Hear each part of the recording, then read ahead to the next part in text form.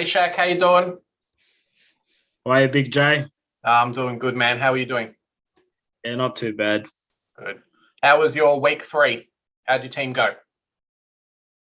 I scored 22-18, I think, which was pretty okay. That's Roughly pretty good. ranked 2.3K, so I'm doing okay. How about yourself? Just under par for me. I think I went 2-1-1-6. So missed out on a few rookies. Some guys I had on the field that, probably should have had on the bench and vice versa. So, that's this early into the season. That's what can happen sometimes, right? Yeah, that's right. Yeah, bit of rookie roulette there. So just letting everyone know, what we're going to be looking at today in today's video. We're going to have us going through all of the teams from round 3, like we've always done.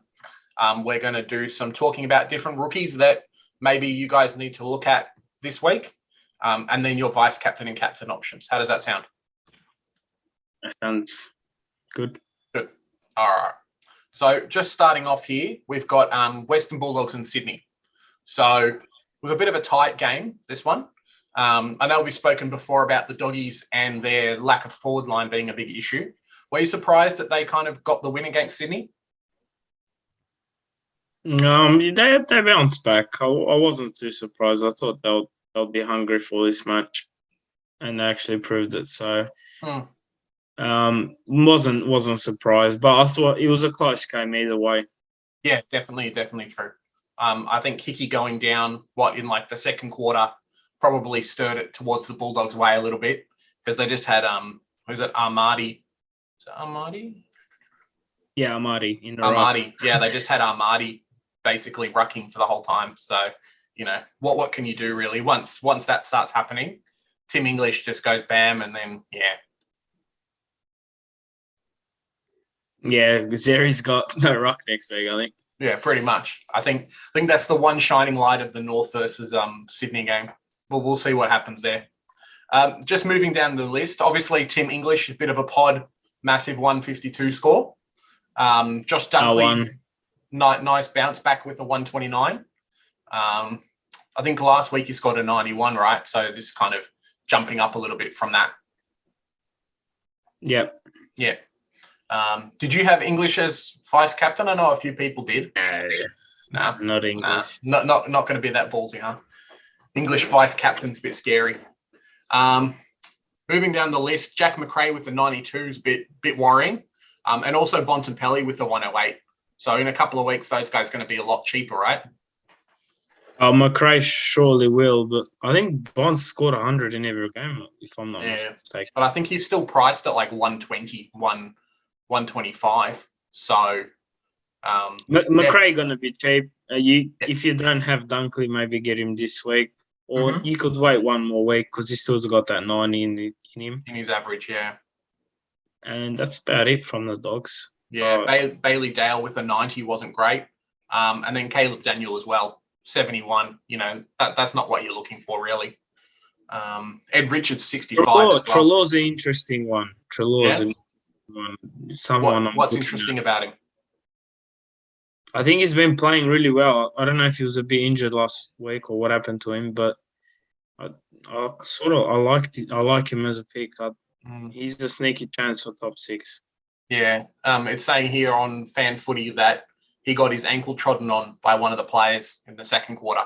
So maybe he was a bit sore from that. But I totally agree. He's had a lot of scores around that 100 mark this year. So if you started him, he wouldn't have been the worst pick, right?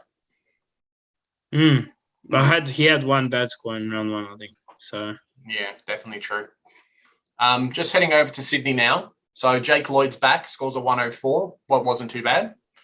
Hickey 101, and then Big Lance Franklin scoring 100. So nice to see Jake Lloyd back scoring those numbers. It really is surprising that he last year was a top 6 player, but with the score of 101, he's kind of pushing that top 6, isn't he? He's not locked in as what he would normally be. I don't think his ceiling is that high this year. And Jake Lloyd will be probably D5, D6, but I can't see him higher than that this year with the emergence of Blakey. Do you think it's Blakey that's kind of taking a bit of his points, or is there something else as well? They're sharing a bit of kickouts, and I think they look for Blakey more than they look for Lloyd. Blakey actually attacks the game, whereas Lloyd's a bit of a. He's just a different player. They're two different players. He's not as fast, is he? That's kind of a big factor at the moment. Is that Sydney like to move the ball and Lloyd kind of sits back. So similar to a couple of other players that we might talk about later, he's kind of taking a bit of hit because of that. So Blakey, your man Blakey, obviously did quite well with 96. You'd be happy with that. Isaac Heaney, 88. I know a few people brought him in and that kind of didn't fail, but there would have been better options there, right? He's still a good option. He's got a big game this week, so just praying he doesn't go anything above 130. That'll be a win. Knowing North's defense, he probably will. He'll just be like, yep, mark, kick, goal, mark, kick, goal. Putting him in for about 7 or 8. Same with Franklin as well. Moving down the list, so one rookie from Sydney. Oh, you got Mccarten, yeah. Yeah. And Stephen, sorry. Oh, yeah, 2 rookies then. So we'll talk about Paddy Mccarten. So 61. I think he was on target for a lot more, but looking at his stats, 4 clangers and 91% efficiency, but 3 free kicks against and 4 clangers isn't great, right? You'd expect a little bit better. No, not great. Him. No. And then the last one we'll speak about, obviously don't jump off the Mccarten train. Maybe have him on bench if you've got Hinge on bench. Do a bit of a swap like what I'm thinking about, but, don't need to be warning signs too much. One that we will talk a little bit about is Dylan Stephens. So the guy that scored 95 last week has now scored a 23. So a little bit of warning signs there. 3 free kicks against. I think 1 or 2 of them may have even resulted in a goal. So that doesn't help his scoring at all. And then 3 clangers. So it's definitely a down game for him. Is there a bit of warning signs there for you? Oh, well, I think he's going to get dropped this week. So okay. Yeah. So definitely don't field him if you've got him. Hopefully he keeps his spot. That's what I'm hoping. But you reckon he might be dropped, right? Yeah, well, now with Durden being COVID, you can make the move from Stephens, which could be the right play. But we'll see what. I think he'll get dropped for McInerney, Justin McInerney, or McInerney. Yeah, I think they play a little bit of different positions, but maybe they kind of can do the same thing. So yeah. And then they got Papley coming back as well. Papley's coming back too. I think his roles. If he does play, he'll play maybe 1 or 2 more games, and that's it. Maybe a bit of a dead rookie there, depending on injuries. Hopefully not, but we'll see what happens. All right, moving on to Melbourne and Essendon. Cool. So Angus Brayshaw, 176. That's probably his one good game of the year, right? Yeah, I think he had 20 marks or something. Yeah, so. Can't beat 20 marks. 34 touches, 20 marks. I know he's up for contract this year, so if he plays a couple more games like that, there might actually be some teams sniffing around and looking to pick him up. Moving down the list, so Oliver, 146. Can't complain. You'd be pretty happy with that. Max Gawn, 117. So lucky that he actually jumped up a bit for those people that held on to him. I think he probably could have had a much better game. Still missed a couple of shots, but actually put in a few intercepts and did some other stuff as well. He missed a pretty easy goal from memory. 4 free kicks, 4 and then 2 against. Doesn't help his cause as much, but, any score's a good score. I think he got scaled up about 9 points as well. So pretty happy with that. Moving down the list, so Stephen May, 114. Not too bad. I believe the game was kind of like a bomb to the forward line for both teams a little bit. So the guys that can intercept got a bunch of scoring. Hence the Stephen May 114. I don't think it's going to happen as much with Lever back this week, hopefully. So, if you had him, you'd be pretty happy with that. Kristen Petraka. So I think he was on something like 50 points at halftime, and then he's been tagged the whole game. So this was definitely kind of one of his down games. But looking at our other episodes, we've spoken about how sometimes Oliver goes big and Petraka goes, poorly. That's probably what happened this week, right? Yeah. Yeah. I still think Petraka, even if you tag him, I think it was a really good tag on him this week. So Yeah, definitely.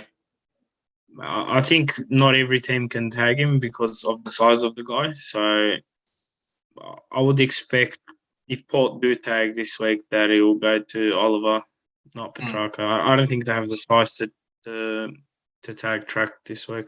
Yeah, I don't think they've got anyone who's kind of a dedicated like Greenwood type that kind of tags when he needs to. Moving down the list, so Jake Bowie 89, you'd be pretty happy with that for those guys that brought him in, and that's probably it on the everyone that brought him in. Well, that's it, right? Everyone who brought him in.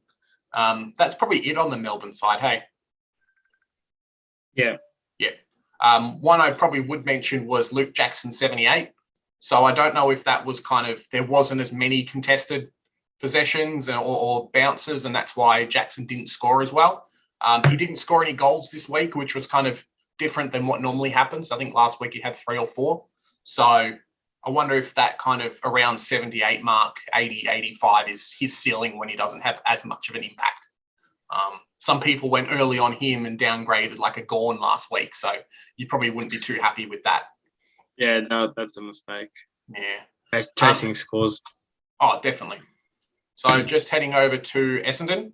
So Ridley with a 115, you'd be pretty happy with that? Yeah, but I think Ridley, I actually mentioned it last week. I think Ridley is actually going to turn into a decent defender down back because of Essendon being terrible this year, which was unexpected, but you can't blame them. They've been in, half the team's been injured really. Yeah, definitely. I think Ridley's a hold if you do have him. A big. I think similar to what I was saying about Stephen May, Ridley kind of is the inset man at that club. So with them bombing the ball a lot down forward, he took a lot of those marks. So Dylan Shield 100, you'd be happy with that, I guess. Nick Hines, they're all irrelevant players. Parish. Parish is probably one we'll talk about. Their midfield kind of struggled a little bit, and Parish, obviously took a bit of a hit, didn't he? Yeah, I traded Parish after I saw how bad Essendon were. Yeah. Do you think that no Zach Merritt makes Parish's life, a bit of hell? No, I think it's even worse for him because now they just go straight to him and it's over. Yeah, I can understand that. Moving down the list, if you had Caldwell, you'd be happy with an 81, right? Yeah, he's taken over. Yeah. Nicholas Martin. Nick Martin as well. Nick Martin's a really, really good rook. If you don't have him, bring him in. Tex scored a 37, kicked the goal. Yeah, my rookie. What wasn't too bad? He looked lively, but the ball wasn't there. I think he'll be even better this week when actually have a chance. So yeah, I'm expecting high 55 score from Tex. Okay, couple goals. One I would probably mention just offhand is McGrath. So this is probably one of the first weeks where he has done a bit of a tag. So just looking at him now, I think Essendon probably will keep him in that role a little bit more. So just can't expect that, your big midfielder or even like a Tuke Miller kind of type won't get that tag on him next time they play Essendon. Whereas, that wouldn't happen in the past. I think they're playing around with a few different things, and that's definitely one of them at the club. Yeah, 100%. If you can keep Petraka to a 98, and I think Petraka got a couple of like junk scores as well. So if you can do that, he could be a bit of a watch. Missed a couple set shots, so Petraka could have easily gone 110, 115. Definitely true. So, move on to the next game. All right. We've got Adelaide versus Port Adelaide. So did you watch this game? This was the only game I didn't watch this week. Oh, wow. So you missed out on Jordan Dawson kicking the goal after the siren. For me, he's an irrelevant player, so I won't be. You're not considering putting him into your side at any point? No. Wow. Oh, that's a bit of a shock. He's probably going to end up my D5 the way that he's playing at the moment. So, yeah. Looking at the Adelaide side, so Himmelberg, kind of irrelevant. He won't do that score again. Dawson got scaled about, 15 points or so from the kick after the goal, kicking the goal after the siren. So that was pretty good for him. Riley O'Brien, 122. You'd be pretty happy with that, right? Yeah, do you think he's averaging 108 right there, Brian? I think Yeah. he's the second or third best rock right now. It's kind of surprising too. Like you'd think Gawn and Grundy, all those guys, but looking at Adelaide's team, they don't really have someone that is the second ruck. So with that being the case, he's not sharing any of the points with anyone, right? No, I think he had 50 hitouts or something. Yeah, so 45 according to the sheet. So yeah, it's pretty good. always going to score high. You'd be happy with Matt Crouch 116 if you had him. I don't think his ownership's probably like point percent. So, yeah. Ben Keys 113 is keeping it up a little bit. Now that's the relevant player we need to talk about. You'd be happy with him if you got him at like 560k. But yeah, 113 is pretty good for him. 16 contested possessions. He just looks good, 11 man. Clearances, yeah. Every week it's over 15 contested possessions. It's like 100 guaranteed every week if he's on the park. Yeah, no, it's pretty good. Schoenberg, we don't need to worry about. And then Rory Laird as well. So 93. Didn't seem to affect Jordan Dawson's scoring too much, but then Dawson definitely had a bit of a slow start. I think that's kind of his forte at the moment. His kind of thing is just slow start, ends up being a really good game. Yeah, you'd be pretty happy with that. Mitch Hinge, if you didn't have him, how much is Mitch Hinge now? Let me just quickly check. 233. Okay. 233. So if you didn't start Hinge for some reason, would it still be viable for you to bring him in this week? He's projected to jump up 41k with a break even of 37 if he scores a 57. So depends who you have.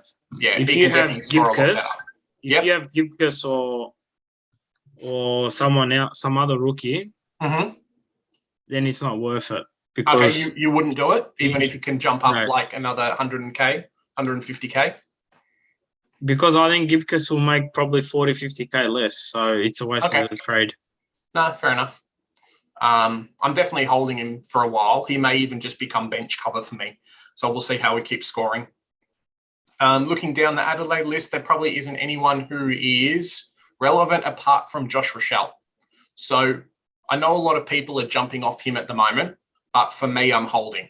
Is he kind of a get rid of player, or are you going to keep him? Rochelle's a 50-50 call. For me, I'll trade, but people still have faith that he will make another 100k. Yeah. But for me, his scoring's too much of a yo-yo, so you're going to have to wait so many weeks for him to get a good score, and I don't think he can back it up 2 weeks in a row. So who have you kind of gone to? Used Rochelle's money? Who have you traded to? Oh, I've never had Rochelle. So. Oh, you never had him. Fair enough. Yeah, for me, definitely he's a hold. I think he can get a 90 or an 80 and then restart his cash gen again.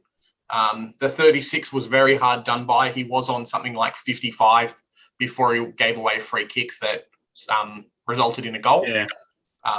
Yeah. I still think he's too dependent on goals now with Tex Walker coming back in. Maybe. This game especially, watching him actually play, he didn't get the ball, but he was around the ball a lot. So I think that's a really good sign for him. It wasn't like he was just completely out of position and didn't get it at all. He was there. The ball just went to a couple of the other smalls this week. So I think maybe next week, if it turns out a bit different, he might pick up a couple more of the goals and not the other players. So something to watch out for, I guess. Yeah, definitely. But I still think it's a 50-50 call on Rochelle. Yeah. No, definitely. I think maybe if you had someone who you could trade down to or trade sideways to that you were really happy with, maybe do it. But, I don't think you should be trading rookies after like 1 or 2 bad games. So that's kind of my prediction. I'll probably do it at some point, but, at least with Rochelle, I think his scoring has been shown that he can do it. So hold on to him and keep the faith.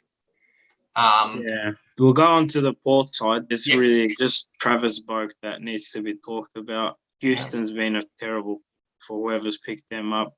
Yep. Jackson Mead now. This is an interesting one. I think he's got a sub score, doesn't he?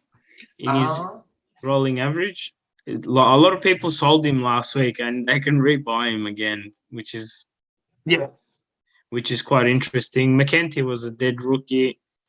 And that's about it from their list. There's no one else to talk about. There's someone who to talk about who ended up on 58.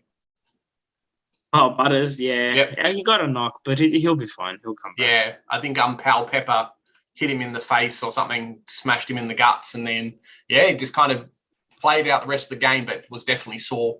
I believe this week he's confirmed that he's going to play, so there's nothing to worry about there. But some people would be looking at his score and potentially even jumping off him, those people that do dodgy trades like that. So definitely hold if you've got him. Yeah. And then Sam Skinner as well. So I know some people jumped on him. I think this was his second week. So he hadn't actually had a price rise yet, but it's been confirmed that for round 4, he won't be playing. So he had a bit of an ankle injury and he hasn't got up for it yet. So he won't be playing. There's always some worry with picking rookies before their bubble or picking players before their bubble. And obviously this kind of backfired so far for those people. The DPP swing's nice, but still, I wouldn't be doing it. Cool. So that's probably it for Port Adelaide and Adelaide. It was a really cracking game. Went down to the wire. Yeah, I didn't catch it. So. Yeah, you got to watch the replay, man. All right. So heading over to Gold Coast and GWS. That's true. All right. So Stephen Cornelio was kind of the big talking point this game. 149. Alongside him was Tom Green as well. So if you started Tom Green this year at 350K, you'd be pretty happy about that, right? Yeah, he's looking real good. He looks like a real big bull. It's not late to jump on him either, but I'm still not sure about him. Like, I know he's done it for 3 weeks, but I don't know. Yeah, so I'm just waiting for Toby Green to be back in that team. And I want to see how it works with Taranto and everyone in there. So we'll see what happens. Apologies for those listening. So he did start at 430K, not 350. So there's a bit of a change there. You'd probably be picking him or Cripps at a similar price. But he has done a 164, a 106, and now 147. So as you're saying, definitely someone to be top 8. He has to be top 8 if you get him. So that's the risk with picking him. At this point in time, yeah. He's got an average of 139, though. So that's pretty good so far. Moving down the list, so Taranto, you'd be pretty happy with him at a 112. And then Braden Bruce, so big 109. Are you going to bring him in, or did you have him already, or what's the story? This guy, I wanted to start him last year. I had him all preseason as R2, but obviously he went down, or I don't know what happened in preseason. Flynn was ahead. Yeah, I will trade Bruce this week. I will be trading Bruce in 1 week early. Okay. Are you a little bit worried about his durability or him getting selected next week? No, he'll play. Even if they do play 2 rucks, he'll still do well. He'll still do 100, 90 to 100. I believe in Bruce. Like he had more hit-outs than wins last week, so yeah, he'll be fine. Definitely. For me, a big trading. You have to get this guy in. So whether it's this week or next week. Yeah, especially at 200K, right? Like if he scores 2 games of 100, you got to get him in, yeah. Yeah. So just moving down the list here. So Lockie Whitfield, 96. You'd be pretty happy if you held him, right? I've got no comment on Lockie Whitfield. Right now, he's sitting at D50. So yeah, you need a lot of things to come change your way. But I still don't like his role. I think he just doesn't offer any value of what's priced at. Okay. So moving down the list, so Isaac Cumming, 94, not too bad. And then Josh Kelly, an 81. So I think maybe just a bit of a slow game for him. I don't think anyone else is really relevant from GWS. Maybe Nick Haynes, I think he got injured. No? Okay. So in the 4th quarter, he got subbed off. Not sure if he's going to play this week. So see what happens with that. Moving over to Gold Coast. So Gold Coast has been doing all right, but I think this week they kind of got a bit exposed. Looking at their Supercoach scores, only 1 player over 100, but something happened to Tuke Miller as well. So Matt Rowell scored a 103. I don't think he's going to be a midfield keeper for the year. What's kind of your thoughts on him at the moment? Yeah, I think he's going to be one of the last players we trade out for a premium for a sub 70, 80K roughly to actually bring them in. But I think Rao's still a hold. You'd probably keep him until like he won't be top 500K, 550 maybe, if he can get that high. If he can get to 500, I'll be willing to. So, okay. Yes, I don't think Real is top 8. Yeah, not fair enough. Or even top 10. So moving down the list, so you're a Wits man. 95 is pretty good. Yeah, very happy with. He just very consistent. What kind of do you expect his average to be? If someone was to potentially, they missed the first price rise, but they're looking at him as a 400K option. What do you kind of expect his average would be? Well, what are you predicting? I think it's 95, but if you've missed Wits or didn't start him, you cannot bring him in right now because he's going to make maybe, 50K max for next 8 weeks. Okay. I think Wits is not the play to do if you have, let's say, a Gorn or someone because he won't make as much money, whereas Bruce, he's going to make at least 250K if he's fit and healthy. Fair enough. I think the people that started Wits will actually trade him in the foreseeable future, maybe 4 or 5 weeks down the track, I think. I've actually brought him in this week, so we'll see what happens with that. It's not set in stone, but frees up a lot of cash for a guy that is basically averaging the same as like Max Gorn and doesn't have someone competing with him to steal his ruck points every week. Moving down the list, so Tuke Miller, he actually got double tagged this week. It's pretty scary, huh?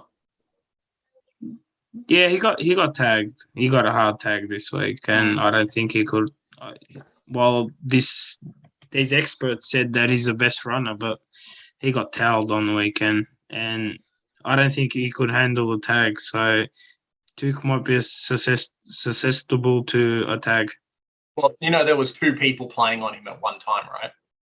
They actually put 2 people on Duke at the same time and said someone else can be free. We'll just go after Tuke Miller.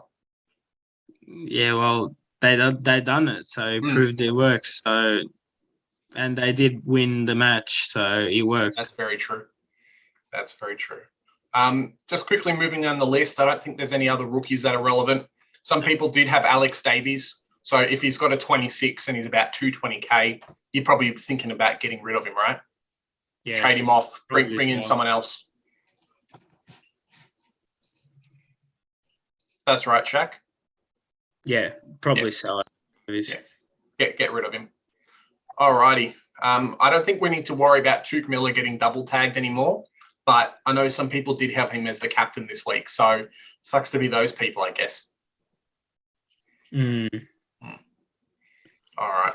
Heading over to Collingwood Geelong. So this game was pretty much dominated by Collingwood, I think, for 3 quarters, and then Geelong came out of nowhere and then won the game. So their scores might be a bit reflective of that, but we'll see how we go. So Pendlebury went really big, 124.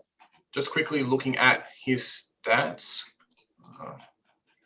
20 disposals, 8 tackles, 2 marks, and 12 contested, 2 clearances at 85% DE. He's an option at D6. For a defender? Yes. If you were looking at him as a defender, you'd consider him? Yes, I would consider him as a defender. I think he took every kick out for him. Well, not every, but most. He took a large amount, yeah. And moving down that list. You know how much I love a defender that takes kick outs. So. Yeah, definitely true. So we had Jamie Elliott at 109, not really relevant. Same with Taylor Adams. Your boy Patrick Lipinski did score a 104. So he was looking pretty good, right? He's not my boy. He's George's boy, but okay. That's true. Yeah, he'll be okay. I thought he would average roughly 100 this season, but props to the guys that picked him up. He's going to make some coin for him. Yeah, I think he's about 400-ish K now. So he will jump up to probably that 500K mark pretty easy. I know at the moment he's on the cusp of getting DPP as well. So if you did pick him up and he's going to be pumping out 100s every week. If you jumped on him, you'd be pretty happy if you got DPP, right? Yeah, Almost becomes a must-have. Almost becomes a must-have at that point. So Grundy with a 96, you'd be happy with that? I would not be happy on this. He did not take one mark. He was the only Collingwood player that didn't take a mark in this game. Apart from Ginnivan. Which is pretty worrying as a ruckman. Yeah, no, definitely. We've all been giving it to Gawn, but Grundy hasn't been anything spectacular either. So, just moving over to his efficiency as well. So we had 8 clearances, but also 8 clangers with a 50% efficiency. So it's a bit scary for his game, kind of showing, like you're saying about him not having any marks. You probably just grab the ball and kick it and get rid of it. I think at 600K, like you were saying before about Gawn, you'd probably hold him though, right? You wouldn't consider bringing him down to someone else? It's a bit too late to kind of get rid of him now. If I had Gawn, the only option is Bruce right now. I wouldn't go down to Witts because Witts isn't a keeper. Is that similar with Grundy? Like if you had him and he was 600K, would you consider getting rid of him, or it's a bit too late now? No, I would not get rid of Grundy, but whereas Gawn, you had to get rid of because he was going to tank maybe 100K, but no, I wouldn't get rid of. He's going to be between ruck 1 and 3, so you just hold. It is what it is. Yeah. So Nick Dacos 91, looking really good for his cash gen at the moment. So hopefully you've got him. I think he's probably about 95% owned. So he's looking really good. Looking like he's probably going to be one of those last rookies that you get rid of. So you could probably hold him until the buys, depending on what your structure and things are like at the moment. Moving down that list, so Howe with the 74, to go with the 79. If you had them, you probably wouldn't be too happy about it.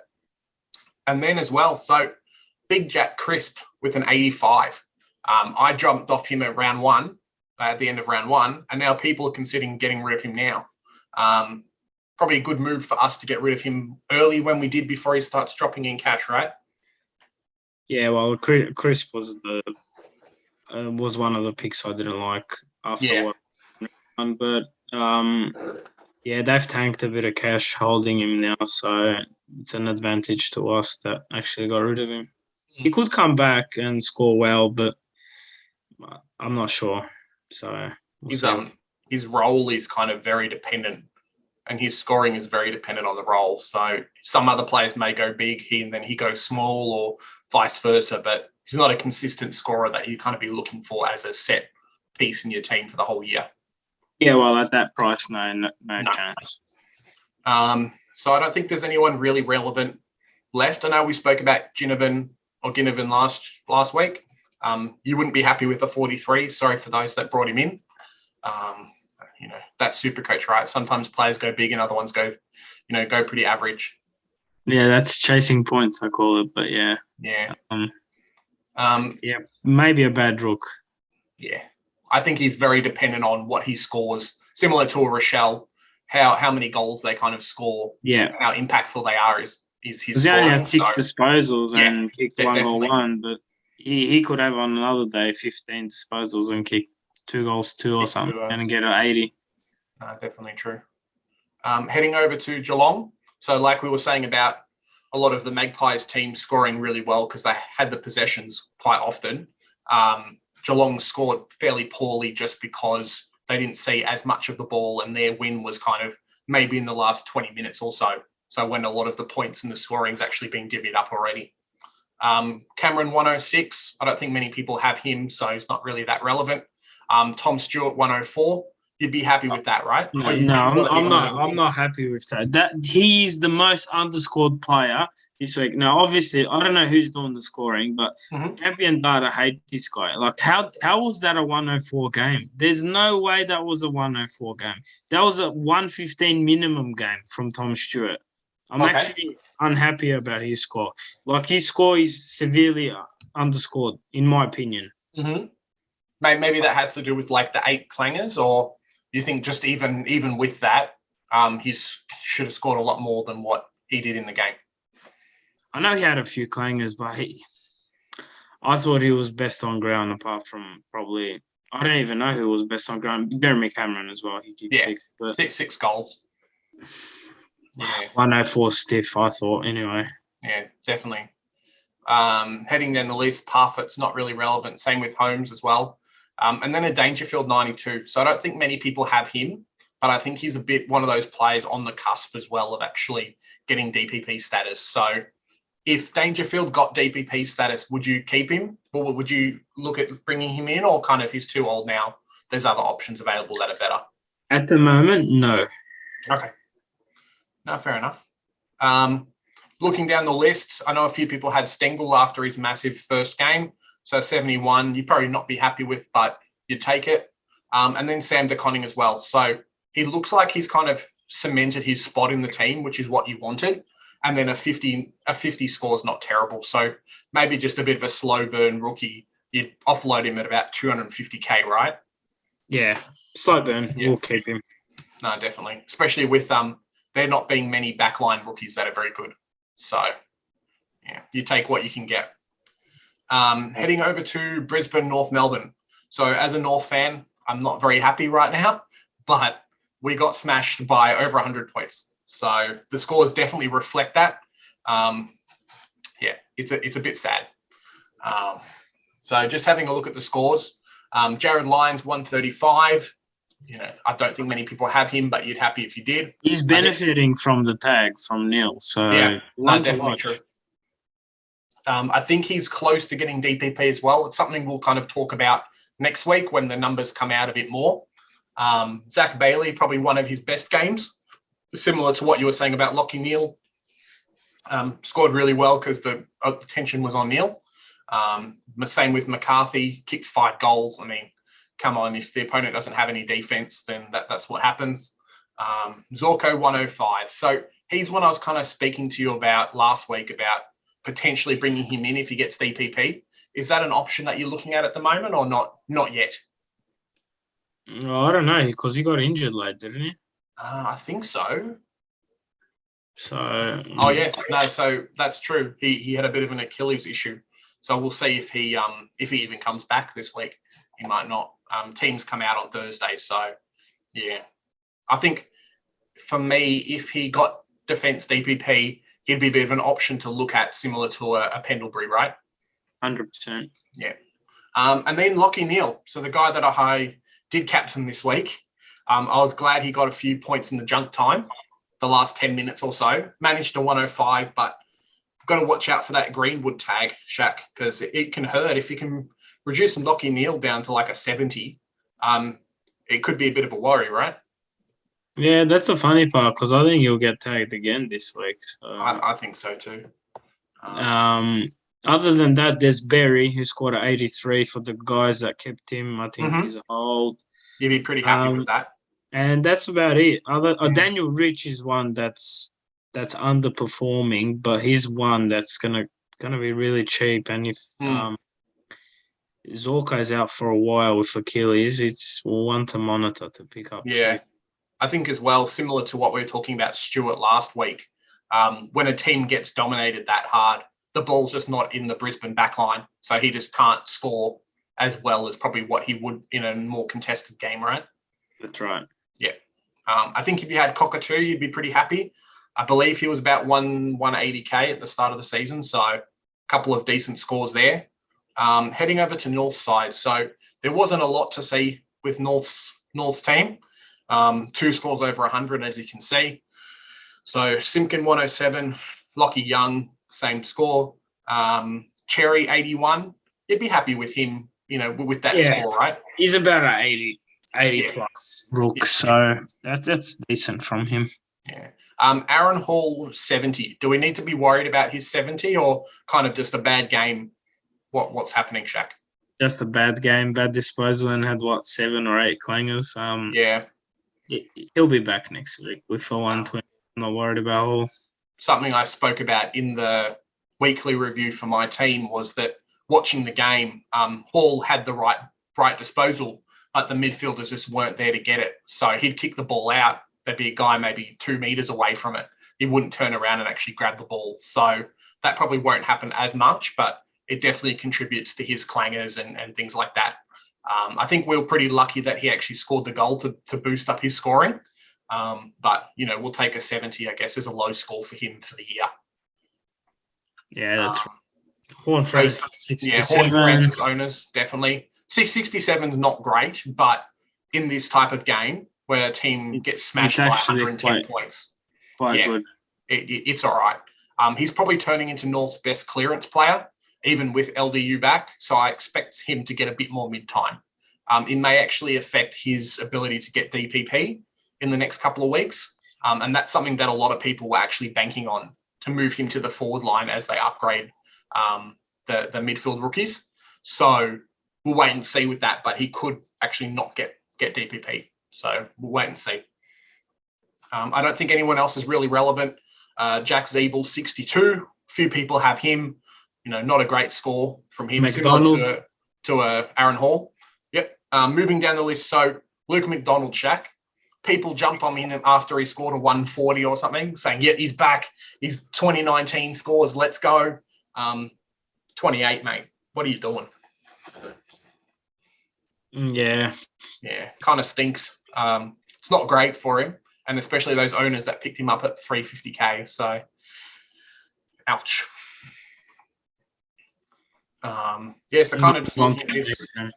Yeah, we may get a couple of new rookies coming into North Melbourne's team over the next couple of weeks. They're speaking about Tom Powell potentially being out, Miller Bergman potentially being in. So that could be a rookie midfielder, I think, who could be an option. But yeah, wait and see. I don't know how well he's going to score anyway. So yeah, that's probably about it from them, right? Yep. Yeah. Heading over to Carlton Hawthorn. So Carlton did all right this week. Glad they got the win, 1 point. All their fans are up in arms, 3-0. You'd be pretty happy as a Carlton supporter, right? Considering how their seasons have gone in previous years. Yeah, they're doing fine. They'll be right. They'll make the 8 and probably the top 4. So, yeah, they look good. The 3 picks that everyone should have started were Hewitt, Cripps, and probably Doherty. And not many people had Doherty though. All 3 of them are firing.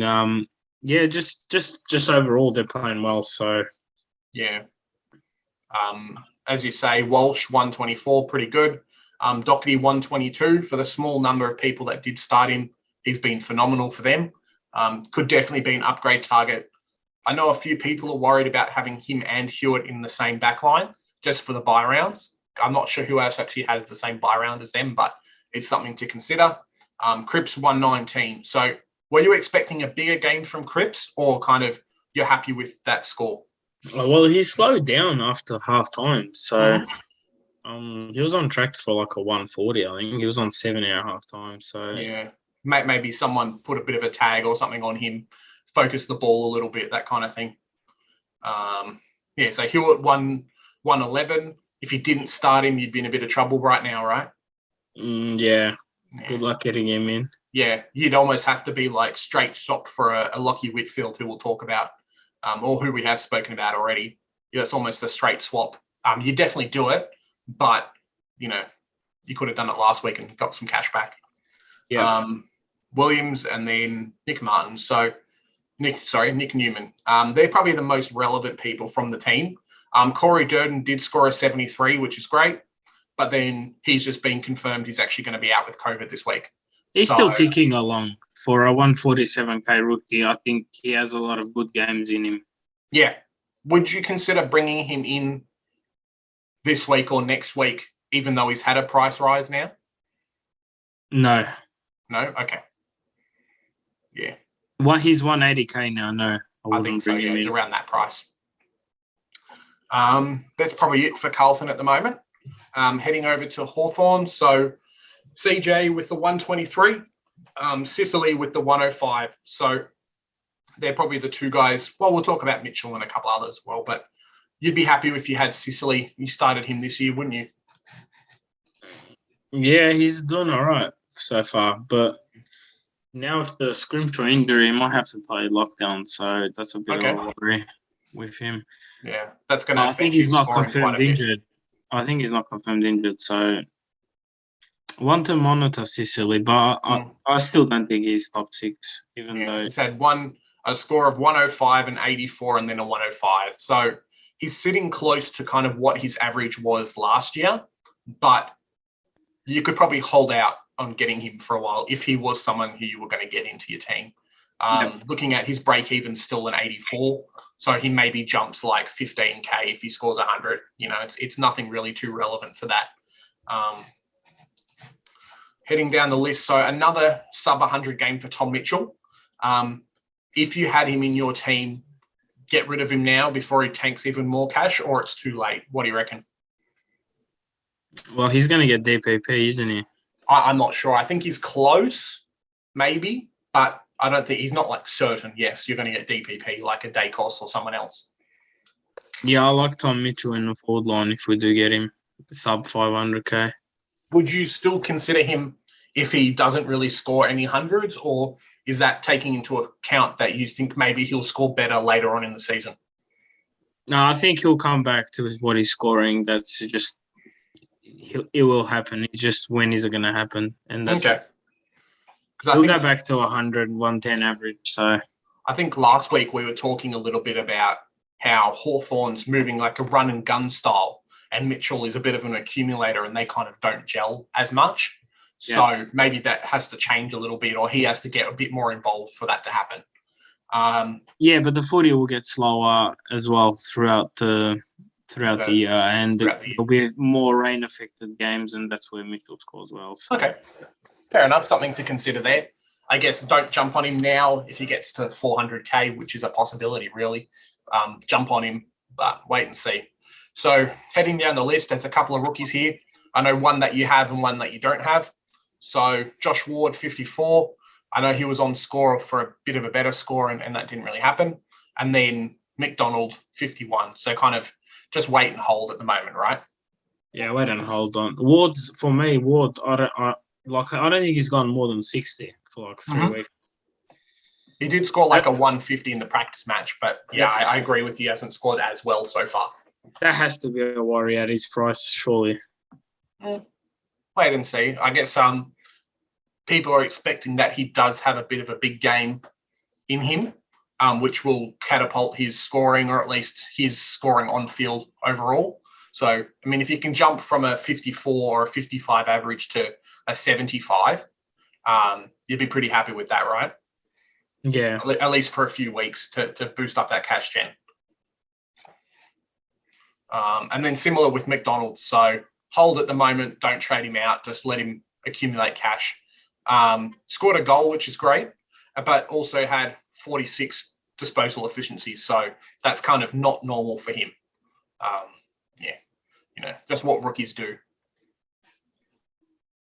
All right. So I think that's probably it. Anything else you'll pick up from the Blues-Hawks game, Shaq, or we'll head over to the next game? No, we'll head off to a very, very interesting game. Okay. Well, I'll let you speak about a certain player when we get up to them. But heading over to St Kilda, Richmond. So first up on St Kilda's side, we had Brad Crouch, 131. I think you'd be pretty happy with his scoring so far. If you had got him, before I just check.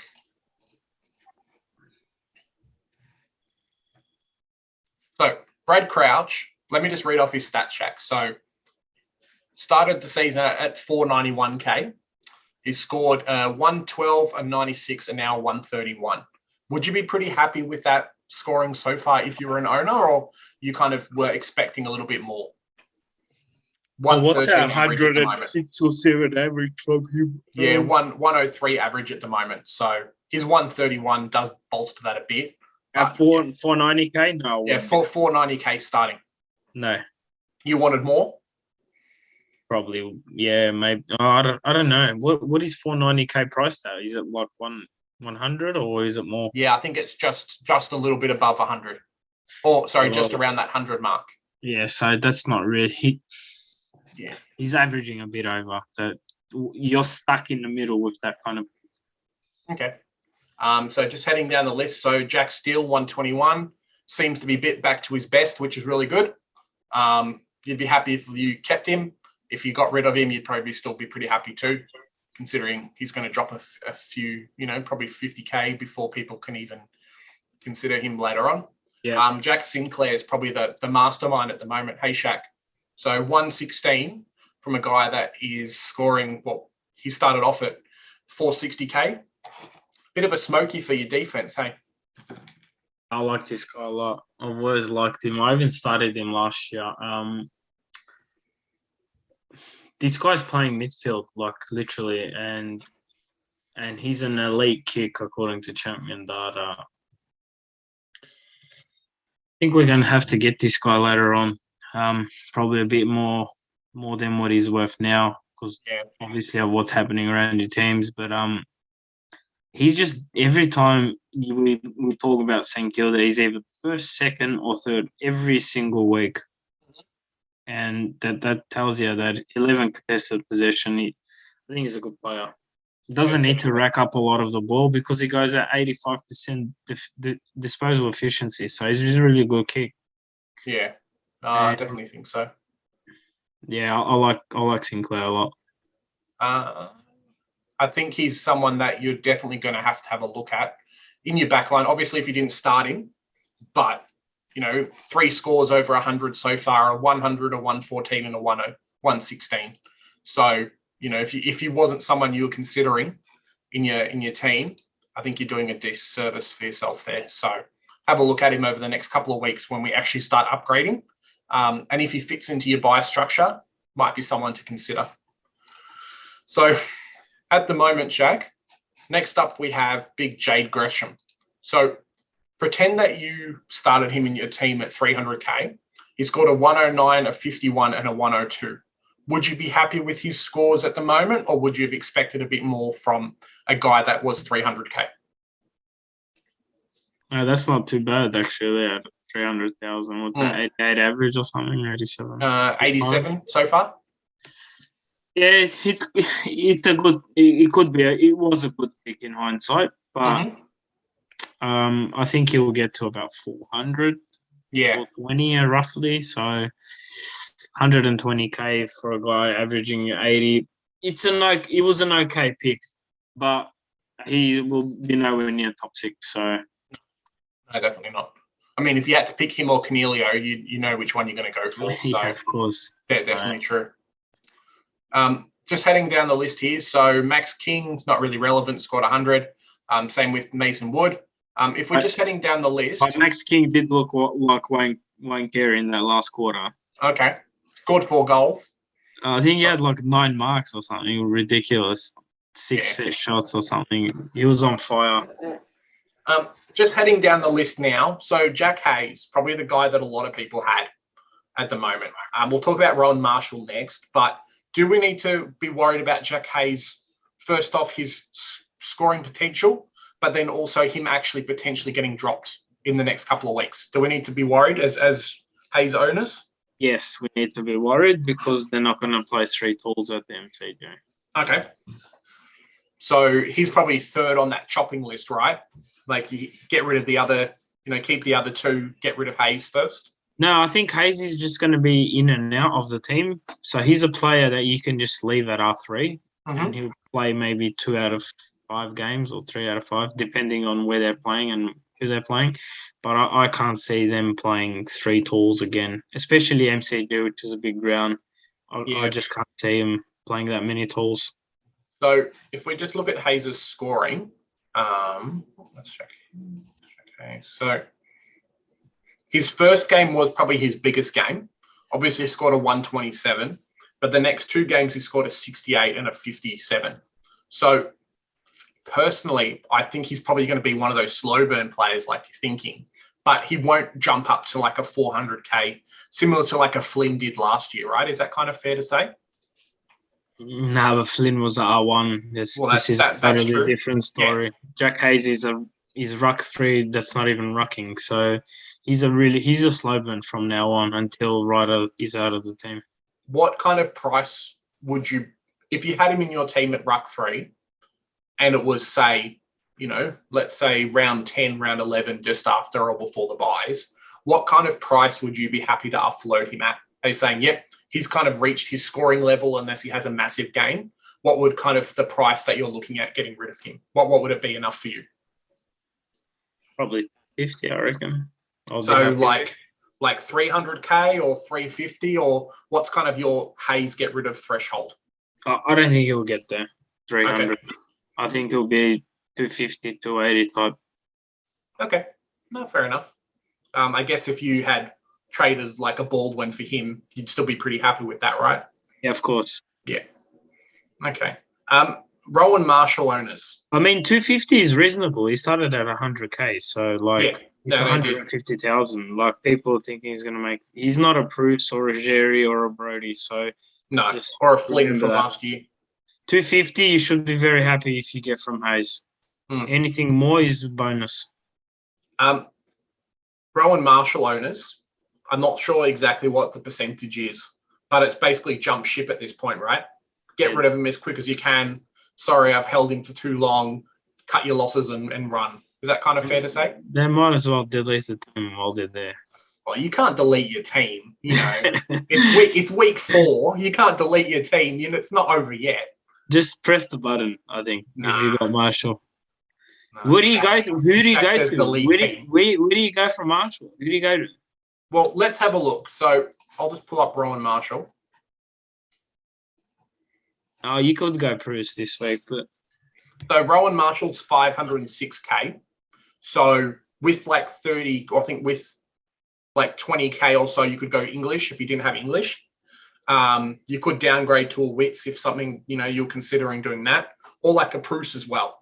So there is some options there for you if you were an owner. Yeah, but it's basically either English or downgrade for me if I had him.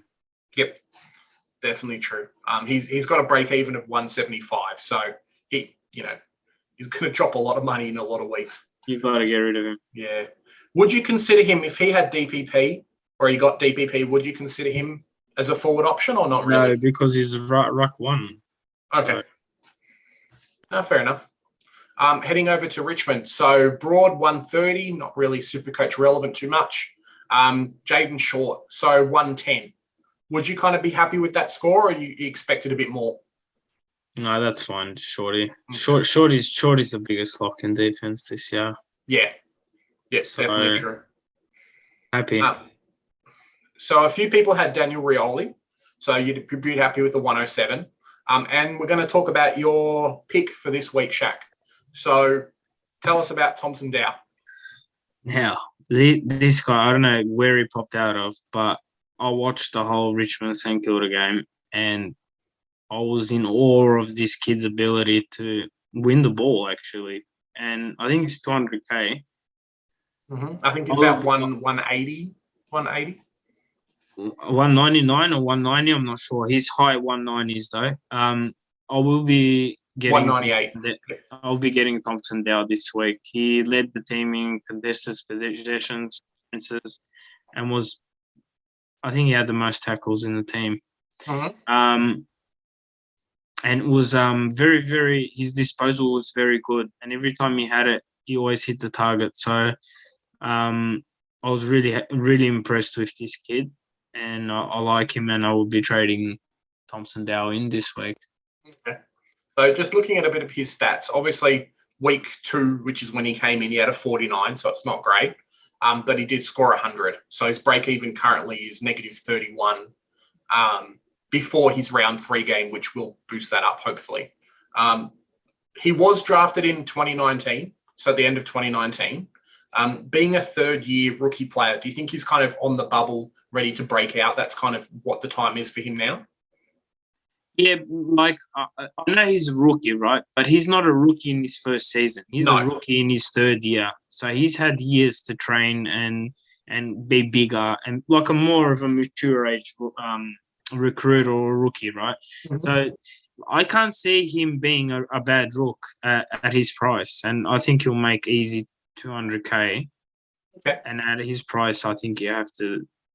For me, he's like a Bowie type. You got to jump on him now. Who are you getting rid of for Dow this week? So it might be Stevens right now. Okay. Which would be just a straight swap, yeah. Yeah. Okay. Fair enough. Something to look out for, guys. Heading down the list, I think probably the next relevant person is Josh Gibkas. Doesn't look like he did too bad. 87% efficiency with a 62 score. So you'd be happy with him, right? Yeah, he averages that every week. So he's ticking on along slowly, but I think he'll have one spike game of about 80, but I think his floor's like 50 to 80 every week.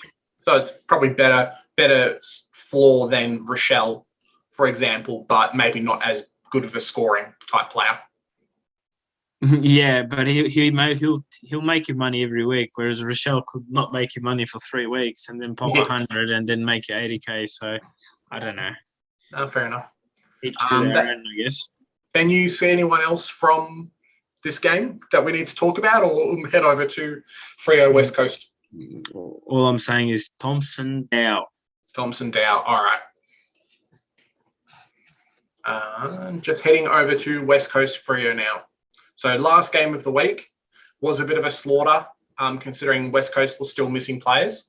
But their biggest scorer for the week is Shannon Hearn, and then McGovern. So Shannon Hearn with the 156.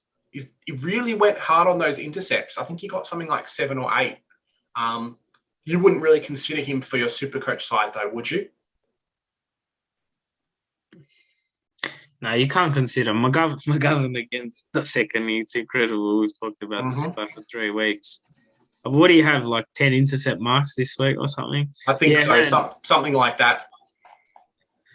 I mean, I don't know if West Coast can't field the team for the end of the season or like are just in trouble. They are options and we have to be open to them. I know it's not a lot of people selecting them, but if they're getting hammered every week, like a bottom 2 team, then they are options and we have to be open about them. I guess if teams are kind of bombing the ball into their defense, they're definitely there. So just running open McGovern's scores, Hearn not so much, but McGovern. So 115, 117, and then a 128 this week. And he's currently 515k. So it's a bit tempting, isn't it? Yeah, I think a lot of people average. are just going to wait on him. Yeah, no, definitely true. So heading down the list, so Nick Nat 119, not too bad. Witherden 106, and then a Gaff 103. I don't think they're really Supercoach relevant as much. A few people had Nick Nat, but then he's been in and out with COVID, so they probably jumped ship. Naish at 73 would be all right with if you paid 180k. I think he's already maybe 230 at the moment. Yeah, the better pick. Yeah, I think Naish was a better pick than Rochelle. Especially over like a Josh Ward at the moment. Or even Rochelle. Even Rochelle, definitely true. Heading down that list a little bit more, we've got Hugh Dixon at 61. So we're actually watching the game. He looked quite good on field, and I think he's setting himself up to be the second man alongside Nick Nat as that kind of second ruckman forward target a little bit. Hopefully he keeps his spot because at 102k you'd be pretty happy with any score he pumps out, right? Yep. And then who's next? So Brady Hoff is probably the next one. Didn't have a great game. Looked a bit absent. But played halfback, which is interesting because he's going to get. There is a big chance this kid gets the APP and you could swing him into defence while he's making you money. Now, maybe upgrade a Mccarten or someone and then swing him. With the way West Coast are travelling this season and they're gonna have to blood use. We could have this rookie till maybe round 7. Now he might go out early if everyone's back, but he's a hold. I think he's a hold. If you had him, definitely hold him. Maybe you could probably even sideways if you had Owens and Hoff was going to be named. If you're really worried about an Owens and then you had a Long and someone else as well, you could even sideways trade him, right? That's right. Yeah, probably the last time that actually becomes viable as much. So talking about Owens, just for a sec, he has been dominating quite a bit in the VFL, so he might come back at some point. Few people had Edwards and Connor West, probably, look at trading them over the next couple of weeks. And that's really it for West Coast, right? We'll head over to Freo. So we might get you to talk about a certain Brayshaw, but Blake Acres 105, Schultz the same, Chapman 101. So we had a bad game last week, but then the week before he was the guy that stopped the ball at, right on the goal line. Would you be happy with the way he's tracking at the moment for like a 280K starting rookie? Or starting mid? Well, he's not doing too bad, I guess. No. What he's got 180 and 60. So what's Yeah. Yeah, he's doing all right, I guess. Maybe like The once average. he starts to plateau at like 350K, 370, that kind of thing. But I don't think anyone held him. I think everyone went Bowie Okay. from him. Some people may have gone both. May have had both. Well, if they did, then that's fair play, and good luck to them. And that's maybe the right call. But I'm still not sure. I don't think he touches the ball. He touched the ball a lot this week, but I think he's more of a 15 to like 17 disposals, which I think is not enough. He'll probably get to about 380, 400K. Maybe 380. What did he start at? 260, yeah? Yeah, I believe so. If he gets to about 380, you can look to offload him. So 400. Definitely. Yeah, so he's currently priced at 308 with a break even of 26. So maybe he'll shoot up a little bit more with when his round 2 score of 56 kind of cycles out. But that's really dependent on how he goes for the next 2 weeks. So we'll wait and see with him. Moving down the list. So can we get you to talk a little bit about Andrew Brayshaw, Shaq? I know you really like him as a player. I love Brayshaw, but they're going to tag him every week. And now he's got the Boar and Aish, and I don't know who else he's tagging in that team. He's got a triple tag next week. But bit of a headache with the Andrew Brayshaw pick. Well, they need Mundy or someone back in just so take the heat off. Someone out, not take the heat off, but just say Mundy or Fife can kill them and they can just stop tagging him. But I don't think you can take a tag Brayshaw, which is quite worrying if you're an owner. He did have like a 70-point half, so it wasn't too bad, but he definitely looked very exposed in the half that he did play, like first up, right? Yeah, I think they dropped the tag after halftime. So. Yeah, I think so too. I think Nelson may have tagged him for the first half, so see what happens with him. Will Brody. So just noticing his 17 contested possessions. You'd be pretty happy if you picked him up at 220K, right? Yeah, got more game time this week due to injuries, but I think the tog will drop down a little. A little bit. It is really good signs to have him doing that, though. So having, he can actually play 83% game time. It's not like he's locked into playing 60. He slowed down a little bit in the fourth quarter, but 83% game time is still pretty good. 17 contested possessions means that he's always around the ball. I mean, he basically had the same as what West Coast's Ruckman did this game, which is pretty crazy. So if you didn't get him, you're going to struggle with the cash gen. But for a guy that costs 224K, I think he's looking to make a lot of money, right? And keep his spot in the team. Like, it's not like Fife's going to come in and then Brody's going to go out because he's just being used so much. No, Brody will play. Yep. If you had jumped on Lloyd Meek at 250K, I think he was 250K. If you had jumped on Lloyd Meek, would you be happy with that score this week? Well, very happy. He's going at 90 every week, so I think so. Happy. Yeah, so he's had 3 scores, so basically all in the 80s. He's got an 83, an 88, and an 89. So he's now averaging 86 for the year, with a break even of 7. So just checking the Footy Wire projections, he's probably going to reach about 400K maybe, if you're lucky. If Darcy comes back, then you're in trouble. So that was the only problem with that pick. If we knew that Darcy was out for a while, then a lot of people would have jumped on him last week. So heading down the list now. So Luke Ryan. with a score of 74. Do you think it was a case of the ball just wasn't near his spot, or he kind of shares the ball with someone like Chapman a little bit too much? Like one will go big and then the other one won't go big, or they both intercept, so they can't do that when the option's there. Do we need to be worried about his scoring at all?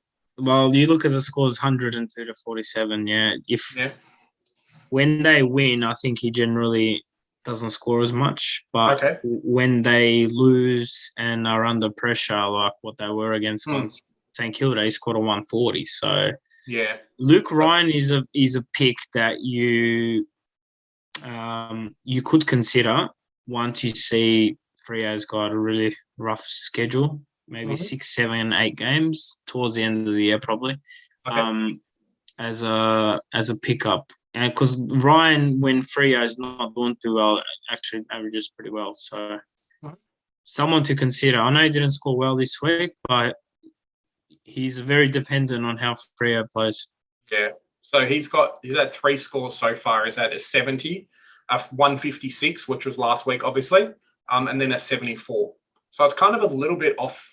I mentioned Chapman just before, but kind of the opposite of what Chapman did. So Chapman went like 90 or 80, and then a 56, and then a 101 this week. So maybe there is something there, but I don't think he's really an option to bring him into defense, because right now he's only averaging 100.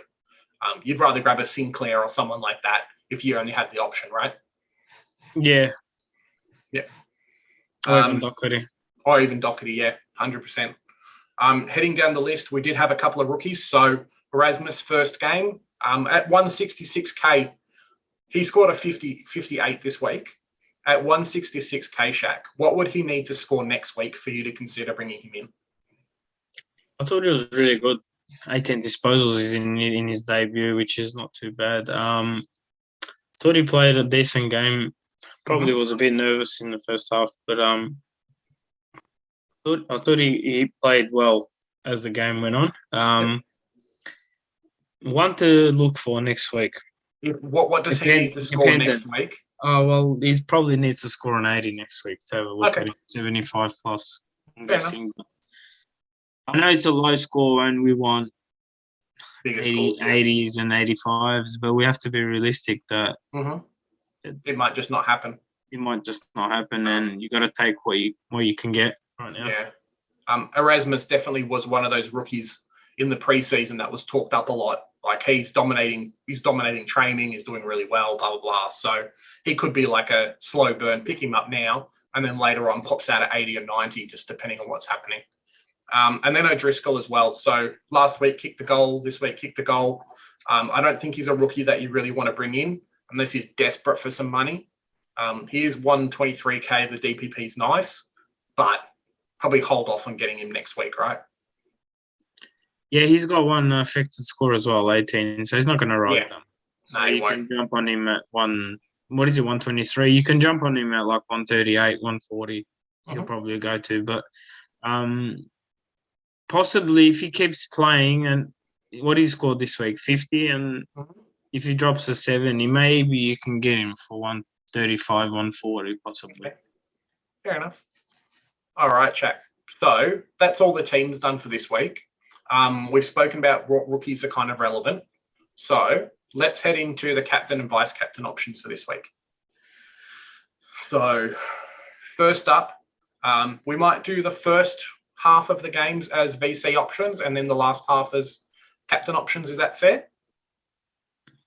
Yep. Cool. So Port Adelaide and Melbourne, can you see anyone kind of going big for this game? Larry Petraka. Petraka, okay. Or even. Or Oliver. I think you can vice captain any of those three this week. Okay. Would you kind of consider Gawn as an option or not really? I don't know, because I have Petraka and I don't have Gawn, so. Yeah. No, fair enough. You've got to go Petraka against them. I don't even think Port tag. I like Clary too, though. I don't think Port tag, right? So any one of the midfielders kind of fit in quite well. Yeah, I like the Melbourne mids in that first game. Okay, cool. So Friday we have Geelong and Brisbane. Anyone you're looking for this game? Probably Neal, but okay. Depending on O'Connor. If he's named or not, you mean? That's right. Yep. If O'Connor's named, I might skip him. Okay. What about yourself? Probably Neal. I don't think he's going to be my option this week just because kind of what happened with last week. And I think Geelong might try and put some attention into him with an O'Connor tag, like you're saying. I don't think he scored well against them either. For that game. No. Well, down at GM HBA, like it's a bit of a smaller ground, so maybe he can't accumulate as much as what he normally would. Yeah, makes sense. So next up we have Swans and North. So anyone you're considering for this game? Well, the court favourite, we'll say Heaney, but yeah, I think Heaney's the pick for this game. Heaney might be, or even I don't know who else would you have. Aaron Hawke would be a cheeky shout, but maybe. Yeah, probably Heaney. Heaney's the one you'll go here in VC. I think. Heaney's the pick for me. I think if North had their shit together, you could say potentially Hall. But after last week, I can't guarantee that the midfield's going to be there to grab the ball for him. So probably not. Hall's ceiling's probably like a 130 at the moment anyway. And you wouldn't really consider that too much for a captain or vice captain option. That's right. It's not what you're looking for. So Collingwood and West Coast, any players from those teams, or we can head over to the next game? Collingwood, West Coast. I don't like. Yeah, Collingwood and West Coast. Yeah, I don't like anyone. If there's a cheeky VC, maybe Lipinski this week. Okay. With the goalie and Taylor Adams out, I think he'll have high tog. Yeah, especially a bit more midfield time too, right? Like kind of just where the ball is because those players are going to be out. Or maybe they put a Nelson tag on him or Crisp. We don't know. Could happen. Could happen. And Crisp drops another 60 on everyone, which would be fun. And the last game for our VC options is Richmond and Bulldogs. So anyone you're considering from this game? Yeah, I like Dunkley a lot this week. Okay. Like McRae as well. Mm-hmm. If you have Bont, even Bont's a good pick this week, I think. Any of those three big Bulldogs are really good VC and C captains this week. And then that's us for VC.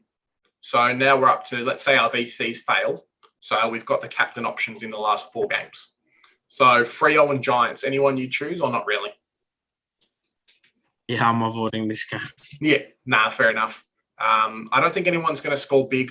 Maybe if you had a Brayshaw and he didn't have a game where he showed off that he could get tagged. But I don't expect Brayshaw to score very well. Do you think Cornelio could be a sneaky pick as a captain option or kind of stay away? You got to be brave to pick Cornelio captain. Okay. No, fair enough. Game week and so early on in the season. And then Essendon Adelaide's up next. Anyone from these games? I like Keys. Okay. Especially against the depleted Essendon midfield, right? He could kind of go off a little bit. Yeah, I like Keys. I really like Keys in this game. Okay. So Keys up for him. Anyone in Hawks and St Kilda? Steele's an option this week, I think. Captain Steele. Probably just Steele in that game, I think. You worried about like the Newcomb tag or anything like that? Those guys putting a bit of pressure on him? I think both teams don't tag, so I think should do. I think even Mitchell will bounce back this week too. Okay. So, but not that anyone will have him, but I like Steele and Mitchell in this game. And then the last game of the week is Gold Coast and Carlton. So anyone you're considering from Gold Coast, Carlton? I think Cripps is a decent captain shout. Okay. And obviously Took, but I don't know. I think they're both good. If you had both and you had to choose, which one would you pick?